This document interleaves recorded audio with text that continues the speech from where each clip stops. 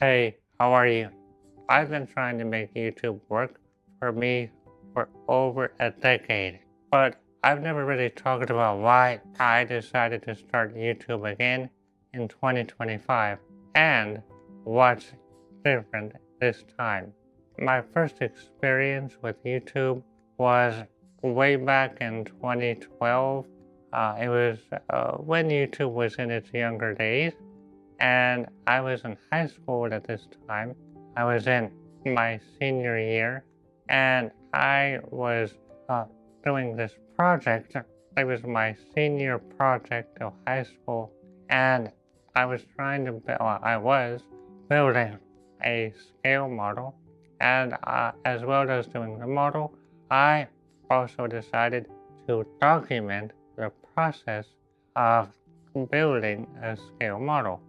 So I was doing this, I was filming, I was making these, I forget how long they were, maybe 5 minute, 10-minute videos where I did a short, kind of undertone like narration of the video. I did a few of these, and then for certain reasons, I decided to stop making the videos for the class. I cut that part out of my senior project and only did the scale model building. But this was really the introduction to my YouTube video making the video and uploading them.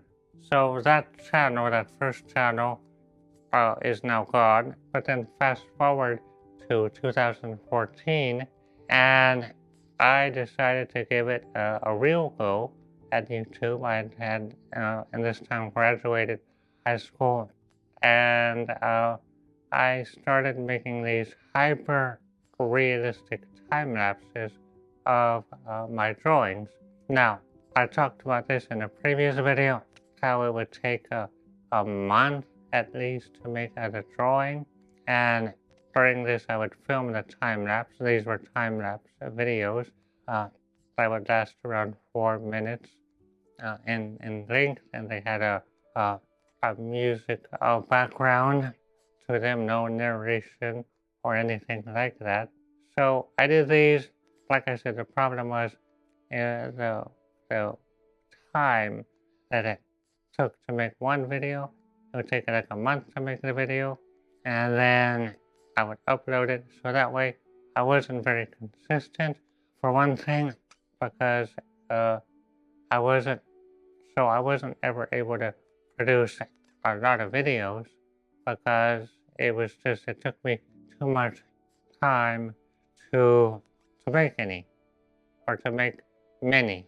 So it took me a month to do the drawing, and then I would upload the video, so I was really only able to upload one every couple of weeks. And I was really unsustainable because doing a month-long drawing was a lot, and yeah, it just wasn't sustainable. But you can go back in my YouTube to my original videos.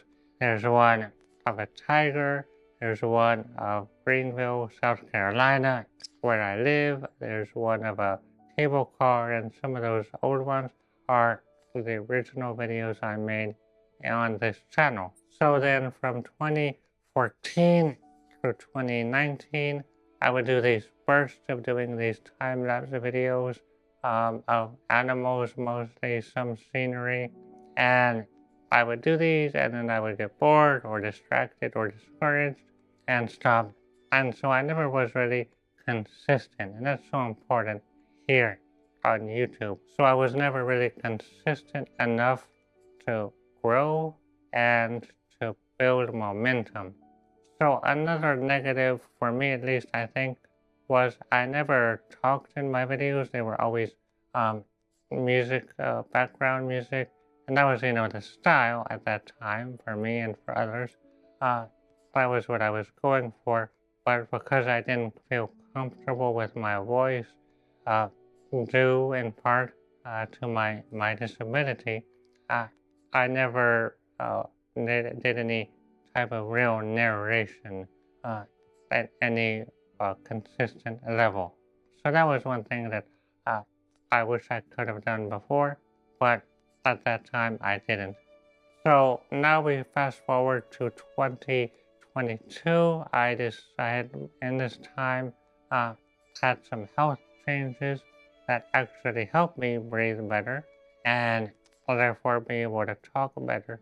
So at this time, I decided to do some narrated or videos like this one where I'm talking, and you can again go back and look at them in my YouTube history and see. The thing that I did was I wrote the script and then I would stick it on my tripod on a piece of paper. I didn't have a teleprompter, I still don't, but the point is I read my script word for word, and so the videos are very stiff. They're not really natural sounding for me. I don't have my natural voice, so it's just not me. You know, it's not me. It's not Andy Villon. So that was what I did. About 5 or 6 of these. I did one unboxing, and then I didn't see the growth I wanted. I thought, wow, there would be growth because now I'm talking on a YouTube video, but I didn't, and so I just again got discouraged and stopped making the videos.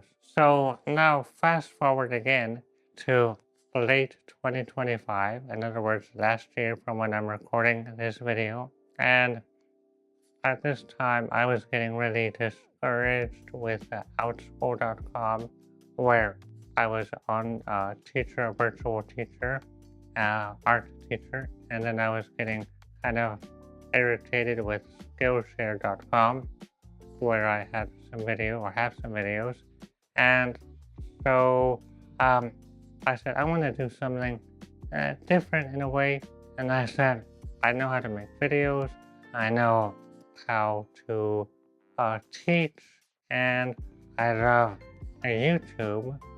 So now why not go back to my roots, go back to YouTube, and try that again. Just give it a shot. And at first I didn't know really what direction to go in. I knew I wanted to do something on YouTube more than just the 5-minute time lapses, but I didn't know which way to go in. So I started uploading some of my Skillshare classes. I uploaded about 4 or 5 of those, and they got some views. And then I uploaded some art journal or vlog style with me, like this one talking here. And I also uploaded some more vlog-ish style videos where I would document my painting process.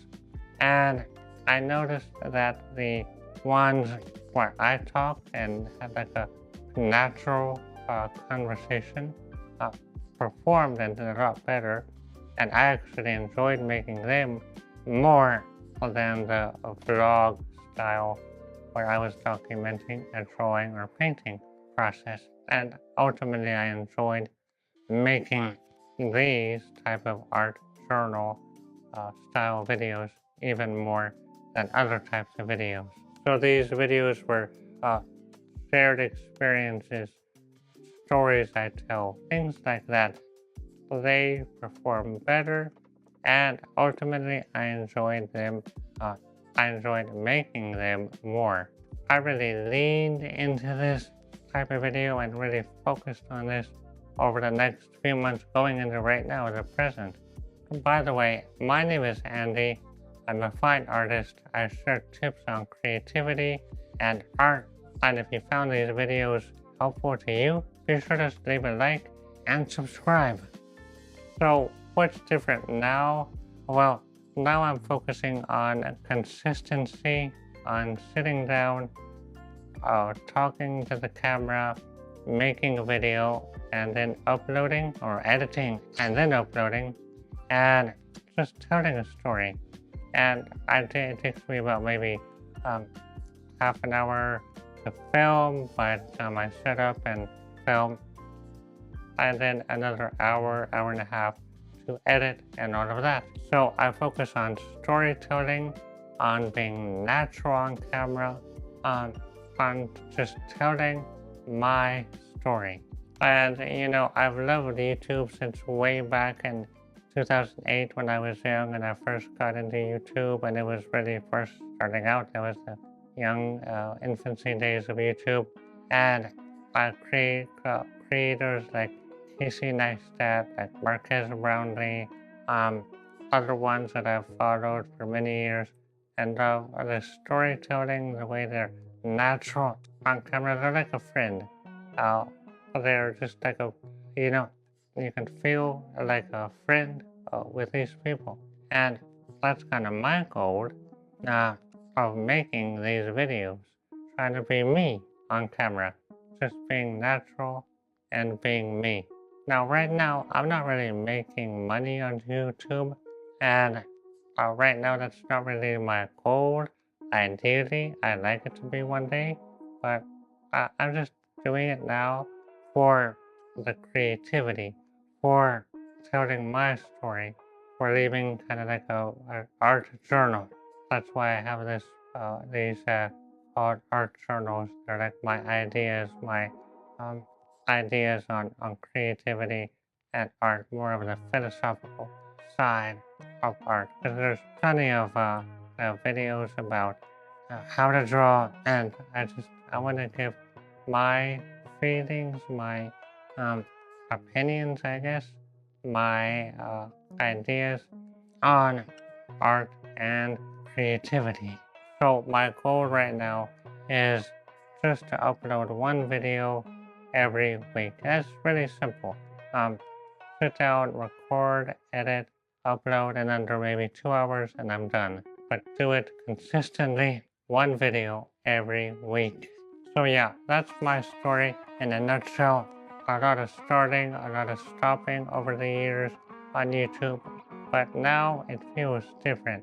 It feels like I've turned a new chapter, and really I'm on the right path. I'm being consistent. I'm telling my story. I look forward to seeing you in the next video. I hope you have a great day. Take care. Bye.